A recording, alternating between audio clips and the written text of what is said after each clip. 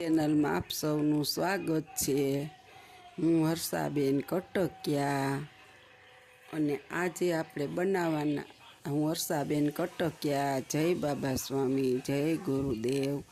આજે આપણે બનાવવાના છીએ મૂળાની દાંડલીની કાચરી। એને માટે આ ધોઈ સૂકવી મૂળા અને જો આ દાંડલીને આપણે સુધારી લીધી છે નાના નાના કટ પીસમાં। હું જ્યારે મૂળા આવે ને ત્યારે એટલી કાચરી કરું અને આપણે જ્યારે કંઈ ન હોય સંભારો તો તળીને ખવાય, બહુ મસ્ત બને છે। એને માટે આપણે લેવાનું છે ખાલી બે જ વસ્તુ। જો એક વાટકી છાશ અને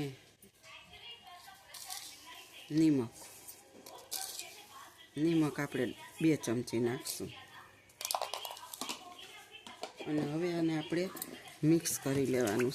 નિમક તો ગળી જાય અને આપણે આને આખી રાત આમાં પલાળી રાખવાની છે અને સવારે આપણે સૂકવી દેશું। જો આપણી કાચરી રાત આખી પલાળી હતી છાશમાં, હવે આપણે એને અગાસીમાં સૂકવી દેવાની નિતારી। હમણાં હું ઉપર જઈ અને આને સૂકવી આવીશ।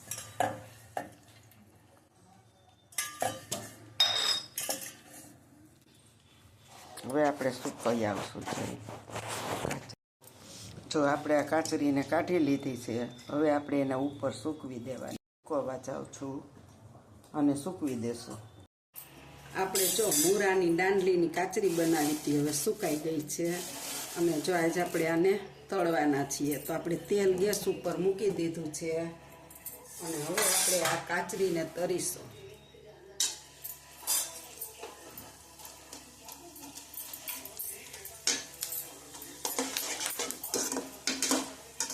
જો ફૂલીને દડા જેવી થઈને મસ્ત બને આપણી કાચરી અને આ ખાવામાં તો એટલી સરસ લાગે અને આ જ્યારે મૂળા ન આવતા હોય ને ત્યારે તરીને ત્યારે તો બહુ જ ભાવે।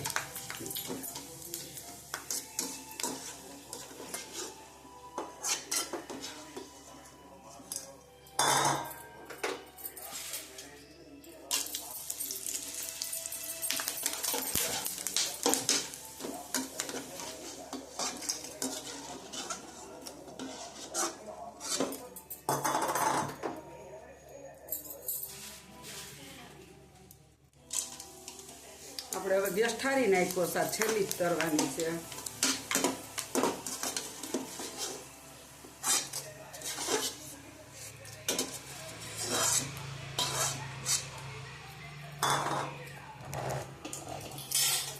જો આપણી કાચરી તરાઈ ગઈ છે મસ્ત મજાની।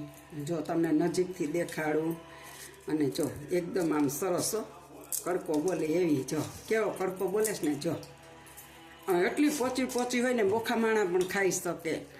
જો આ મારી મૂળાની દાંડલીની કાચરીની રેસીપી તમને સારી લાગે તો લાઈક શેર કરજો, બેલ બટન દબાવવાનું ભૂલતા નહીં અને બનાવજો। માણા મૂળાના પાંદ ને દાંડલી નાખી દેતા હોય છે, પણ આને તમે રાતે છાશ મીઠામાં પલાળીને કાચરી આવી કરો ને, જ્યારે કાંઈ ન હોય ત્યારે ક્યારેક તળો ને બહુ મસ્ત લાગે। હાવ બોખા માણા હોતે આમ મોઢા મૂકે ને ત્યાં પાણી થઈ જાય, એટલી સરસ બને છે।